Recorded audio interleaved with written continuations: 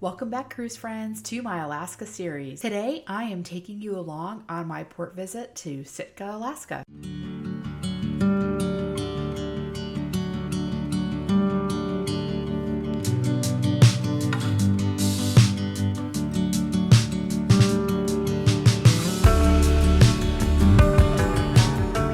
This is another port where I did not book an excursion, but I still had a full day exploring the port, and I hope that you will enjoy following along. We arrived in Sitka first thing in the morning, but the Norwegian Joy was actually already in port when we got in, and so I knew it was going to be a busy day in port. Sitka is one of those ports where the main downtown area isn't right next to where the ship docks.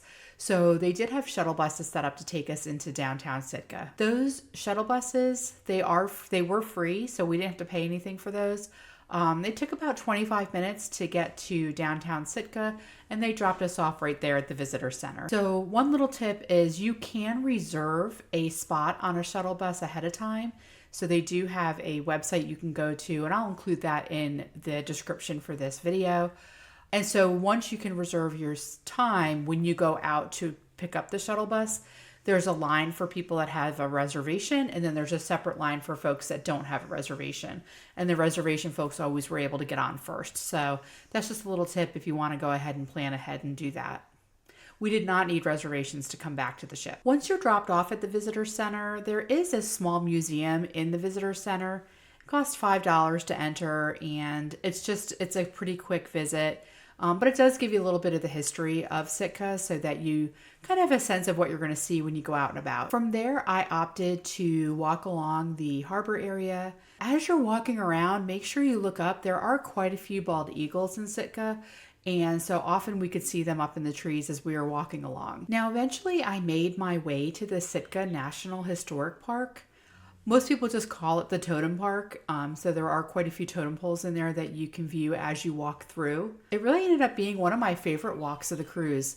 The very beginning of it was pretty busy with cruisers there from both cruise ships, but the further I got into the park, the fewer guests there were as well. In addition to having the totem poles throughout the park, they actually have a totem carving shed there as well. So they do have demonstrations on how they carve the totem poles, and so if that's something you're interested in, they do have the times posted when you arrive at the park. When I arrived, it wasn't time for a demonstration, but I did still go up to the shed to see some of the tools that they used and to see some of those totem poles that were in progress. After I explored the park, I went ahead and walked back towards the downtown area of Sitka. I went to a restaurant that served Russian dumplings, and one of the things about Sitka is that it does have a rich Russian heritage as well as the Native American heritage. So I thought that would be a fun way to explore a little bit of the Russian heritage side. It was a little cooler that day as well, and we did have a little bit of drizzly rain, so it was nice to have those nice warm dumplings to warm me up before I continued on with my visit of Sitka. The downtown area of Sitka isn't very big, but it is filled with restaurants and shopping, so you will definitely find some place to spend some money if you want to. And if you decide not to go into town or you don't find what you're looking for, the port actually has a very large gift area, so you can also pick up a gift or some souvenirs right there at the port once you get back towards where the ships are. In the port shop, they also did carry some convenience items, so if you needed some Tylenol or some toothpaste or anything like that, it is cheaper. It's still more than if you got it at home probably, but it is cheaper than buying it on the ship. So make sure you check out that section too if you did need to pick up any little convenience items. Especially on a longer cruise, you sometimes run out of what you brought with you and you might need to pick it up along the way. I took the shuttle back to the ship and I got back at probably about 3 o'clock. And since I had a light snack while I was in Sitka, I went ahead and got another snack on the ship when I first got there.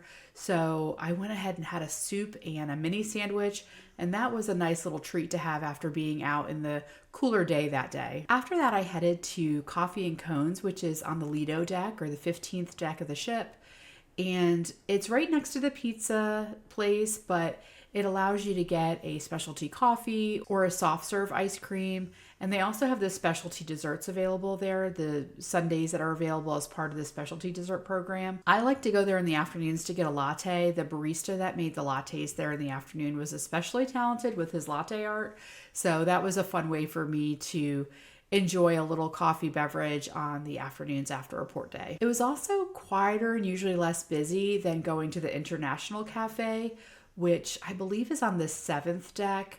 And that's in that kind of main atrium area of the ship. And so that always felt very loud and busy to me. So I like to go to this place to get my coffee instead because it was quieter and more relaxing. So for dinner that night, I did have reservations in the main dining room. And one of the things I did frequently was check to see what the menu was going to be in the main dining room before I decided if that's where I was going to eat that day.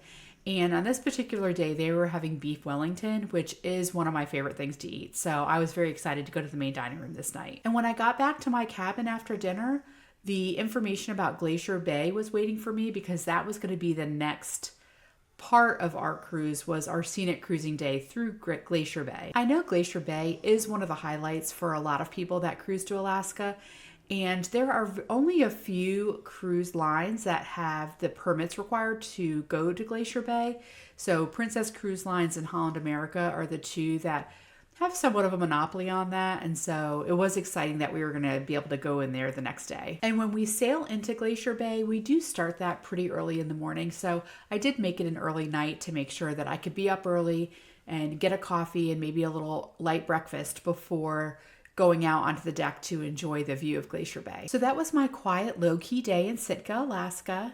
Even without having an excursion, there was so much to see. It was very walkable once I took the shuttle bus into town, so I could easily walk along the harbor to the Totem Park and to downtown Sitka, all from that same bus stop area. So if you are planning a visit to Sitka, don't stress if you don't have an excursion. There's still plenty to do once you get there. Next up in my Alaska cruise series will be Glacier Bay. So I will be talking about what that scenic cruising day was like, what parts of Glacier Bay I especially enjoyed, and letting you see a little peek into what it's like sailing through Glacier Bay on a Princess cruise ship. Thanks for watching and safe travels.